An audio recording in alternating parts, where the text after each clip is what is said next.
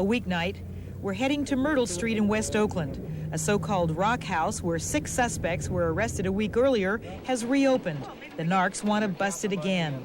Narc Tommy Moore will attempt an undercover buy to get evidence needed to back up a new search warrant. Okay, see the guy coming out of the side of the house. That's where you go to buy. In the darkness, we're barely able to make out a narrow alleyway. You go in the alleyway, you yell up to the people upstairs. They lower a bucket. You put your money in it. They raise the bucket, and then they toss down the dope to you. We can see Tommy getting out of his car and going in the alley. Okay, our man's going in. You and Paul out here. The buy takes only a few seconds. See, here comes our man. Got it. Hey, we have all sorts of people coming out. There were 3 of us back in the alleyway.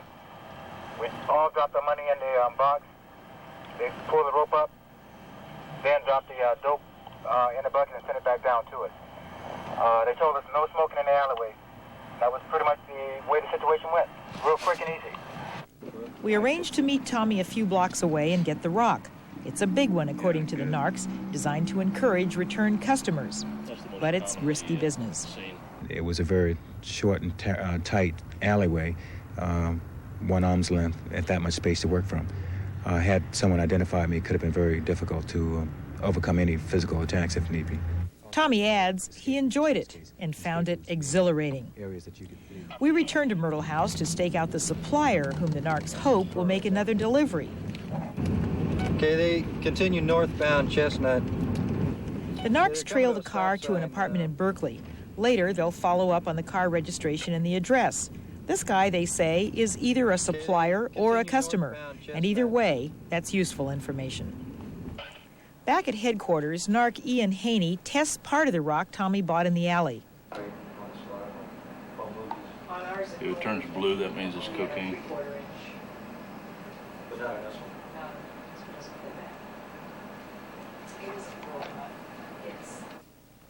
Haney completes the paperwork and calls the judge to sign the search warrant. Because of the weird hours narcs work, one judge is available to them around the clock. It's after 11 now, but the judge goes over the search warrant, asks a few questions, then signs it.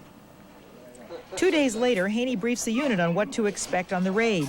3014 Myrtle Street is a tough location, a second-story flat with iron grating on the door. The outside stairs have been made into an obstacle course to slow invaders down. Hopefully we'll have the helicopter lighten up the backyard area. 8 o'clock. We're on our way. Argus, the police helicopter, is overhead. 3014 Myrtle, Argus, on the east side of the street right here. Coming up on you guys.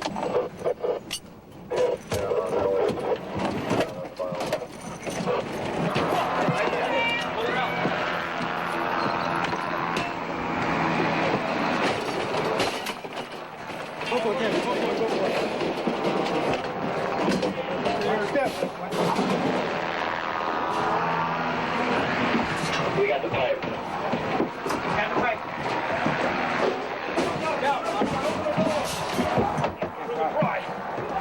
Let me get the key. Open that door! Open it down. You get that sucker? Hands up.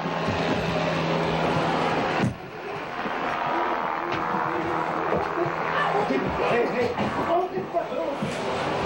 Get your hands up! Your foot down! Just leave that for me.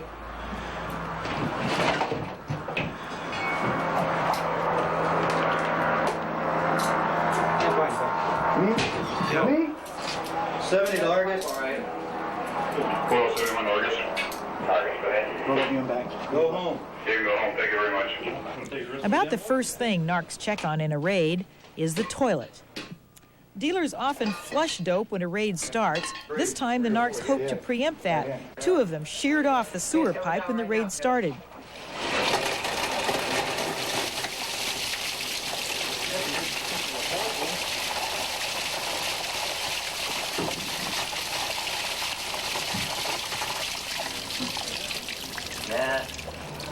No hubas.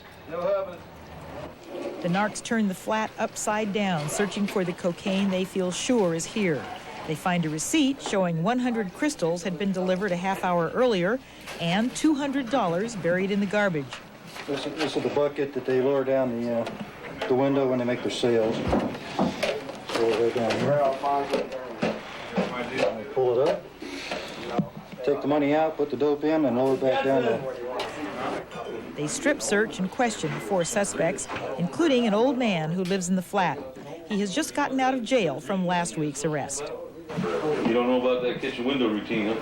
I don't know anything about that. They give you any bucks for doing that? Huh? For going over dealing dope, they give you any money? I'll get some chicken. That's all you get? That's all I get. These punks don't give you nothing? Whatever they do, Get dressed. Whatever they do, I don't have nothing to do with it. The law requires drugs for a drug arrest. The undercover buy, the bucket, the receipts, and the supply of tiny cocaine baggies are helpful but not conclusive evidence. The narcs use a recent law to book these suspects. As of January 1, it's a felony to barricade your doors against the police. At Myrtle Street, the doors have been blocked, barred, and boarded up. It's enough to take the suspects downtown. An average day's work for the narcs, they say. At least there'll be nobody home at Myrtle Street for a day or two. I'm Betty Ann Bruno, and that's segment 2 for tonight.